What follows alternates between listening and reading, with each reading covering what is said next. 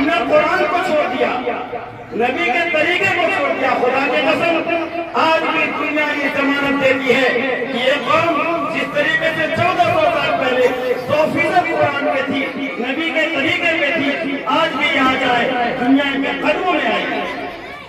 قاضی مجاہد الاسلام صاحب قاسمی نور اللہ مرقدہ نے فرمایا تھا کہ آج پوری دنیا ایمان کی طرف للچائی نگاہوں سے دیکھتی ہے، اسلام کی طرف دیکھتی ہے، سب اسلام کے اندر آنا چاہتی ہے۔ اس بھی اطمینانی بے سکونی کے عالم میں کہ کہیں سکون ہے، اگر اطمینان ہے تو واقعی قرآن کے قانون میں ہے اور نبی کے طریقے میں ہے، مذہب اسلام میں ہے، لیکن کاش کہ اس کے ماننے والے اچھے ہوتے۔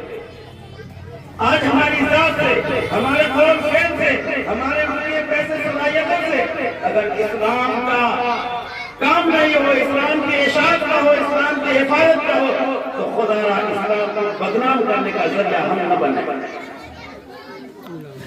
میرے محترم، اس نازک دور میں یہ چھوٹے چھوٹے معصوم بچے یہ ہمارے گھر کے مستقبل ہیں، اسی میں سے قاضی مجاہد الاسلام ہے، مولانا قاسم نانوتوی ہے، رشید احمد گنگوئی ہے، وہ تابع ہے، جنہوں نے اس ملک کی آزادی کے خاطر ایسی تحریک چلائی کہ منظم سازش کے تحت جو ہمارا ملک غلام ہوا تھا اس کو بھاگنے پہ مجبور کیا۔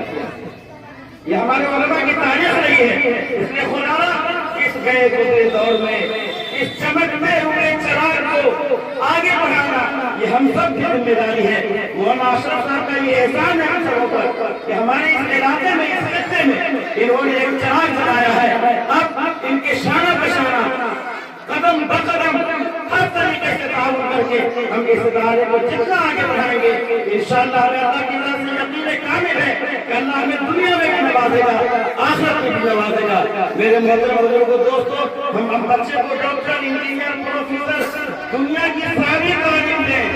ہمارے اکابروں کی خواہش ہے کہ ہم ڈاکٹر بھی ہمارا بچہ ہو، پائلٹ بھی ہو، تاجر بھی ہو، پروفیسر بھی ہو، انجینئر بھی ہو، سب کچھ ہو، لیکن پہلے مسلمان ہو۔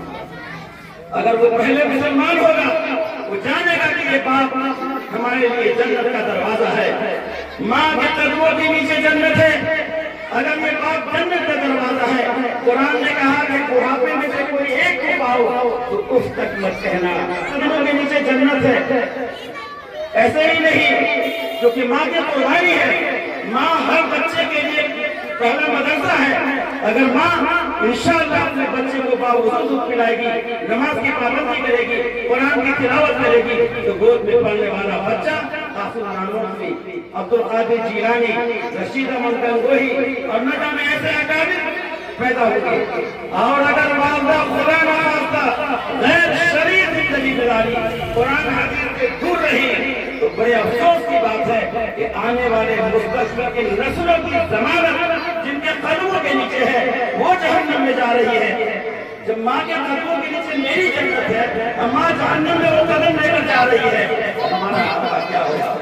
اس لیے ماں باپ کی بھی ذمہ داری ہے کہ باپ بنے، اس کی پہلی ذمہ داری ہے کہ دین کی بنیادی تعلیم دے کر آگے اس کو تعلیم میں آگے بڑھائے۔ یہ نہیں کہ 12 سال 10 سال کا ہوا دھنی کے کام میں بھیج دیا، بینک کے کام میں بھیج دیا، نہیں۔ یہاں آپ کی ضمانت ہے کہ آپ کا بیٹا انشاءاللہ اگر نیک ہوگا، عالم ہوگا، باعمل ہوگا، باکردار ہوگا، دونوں ان کے قدموں میں آئے گی۔ اگر آپ نے اس کو جاہل رکھا دولت اور زمین بچانے کے لیے، وہ بچہ آپ کے مرنے کے بعد منٹوں اور سیکنڈوں میں وہ دولت کو اڑا دے گا، کوئی قدر نہیں ہوگی۔ اس لیے زمین بیچنا پڑے تو زمین بیچیے، لیکن تعلیم سے سمجھوتا مت کیجیے۔ اپنے بچوں کو بنیادی دین کی تعلیم دے کر حافظ قرآن، عالم حدیث کو ضرور بنائیں، ساتھ ساتھ ڈاکٹر، انجینئر بھی بنائیں۔ میرے محترم، ہر فرد کی یہ آخری خواہش ہونی چاہیے کہ جب میں مروں تو میرا جنازہ میرا بچہ پڑھا۔ کس کی خواہش نہیں ہوگی؟ ہم مرے، اب میرا بیٹا عالم نہ ہو، حافظ نہ ہو، جنازہ کون پڑھائے گا؟ محلے کا امام۔ اور جو محنت، جو قدر، جو دن تڑپے گا میری اولاد کا، وہ امام صاحب کا نہیں ہوگا۔ اس لیے ہر آدمی کی خواہش ہونی چاہیے کہ اللہ نے اگر ہمیں بیٹا دیا ہے تو وہ عالم ضرور ہو۔ جب ہم عالم بنائیں گے اس کو، ہم عالم کے ماں باپ میں شامل ہوں گے۔ مفتی تقی عثمانی نے ابھی چیف جسٹس آف پاکستان کی میں اپنی بات ختم کر رہا ہوں، انہوں نے اس رمضان میں اعلان کیا تھا کہ جو اپنے بچے کو حافظ قرآن نہ بنائے ان کو حق حاصل نہیں ہے کہ کسی دوسرے غریب کے بچوں کے پیچھے وہ تراویح پڑھے۔ ایسے لوگوں کو کانا پکڑ کے مسجد سے نکالو، کیونکہ وہ قرآن کی ناقدری کرتا ہے، اپنے بچے کو ایمان نہیں بناتا، اپنے بچے کو حافظ قرآن نہیں بناتا، اپنے بچے کو عالم حدیث نہیں بناتا، یہ کھائے گا کیا؟ بلی کیسے بنائے گا؟ خدا اس کا حق حاصل ہی نہیں ہے جب تم نے اتنی ناقدری کی کہ اپنے بچے کو کھڑا کھڑا پیشاب کرنے کے مجبور کر دیا، اور دوسروں کے بچوں کے پیچھے آپ جمعہ پڑھیں گے، عید بقرعید پڑھیں گے، تراویح پڑھیں گے، یہ ہمارے دل کو جھنجھوڑ دینے والی بات ہے۔ اور آخری بات یہ ہے میرے محترم کہ بچوں کے نونہالوں کے ساتھ اپنی بچیوں پہ دھیان دیجیے۔ آج ہمارے اکابر رو رہے ہیں، گڑگڑا رہے ہیں، رات کی نیندیں اڑ چکی ہیں، حالات اتنے خراب ہو گئے ہیں کہ ایک پوری ٹولی ہے جو ہماری بچیوں کا عزت کرنے پہ تیار کر رہے ہیں۔ ایسے نازک حالات میں اپنی بچیوں کو سنبھالیے، بچوں کی عزت، اس کی عفت، اس کی پاک دامنی کو بچانا ہمارا آپ کا فریضہ ہے۔ اگر یہ کوئی سوچتے ہیں کہ میری بیٹی فلاں کالج کے ہاسٹل میں رہ کر اور نقاب پہن کر، دستانہ پہن کر، موزہ پہن کے کلاس میں جاتی ہے تو وہ ان کی بھول ہے۔ پوری دنیا کی بیٹیوں کی صلاحیت ایک طرف حضرت فاطمہ، حضرت عائشہ کے مقابلے میں نہیں آ سکتی۔ انہوں نے کوئی کالج یونیورسٹی میں پڑھا تھا، کالج یونیورسٹی میں پڑھانا پڑا نہیں ہے۔ ہمارا اکابروں نے کہا کہ جن کو اللہ نے نوازا ہے اپنا کالج قائم کرے، اپنی یونیورسٹی میں قائم کرے، پھر اپنے بچوں کو تعلیم دے۔ ایک بینچ پر 3 لڑکی بیٹھتی ہے، ایک مسلم ہے، 2 غیر مسلم ہے۔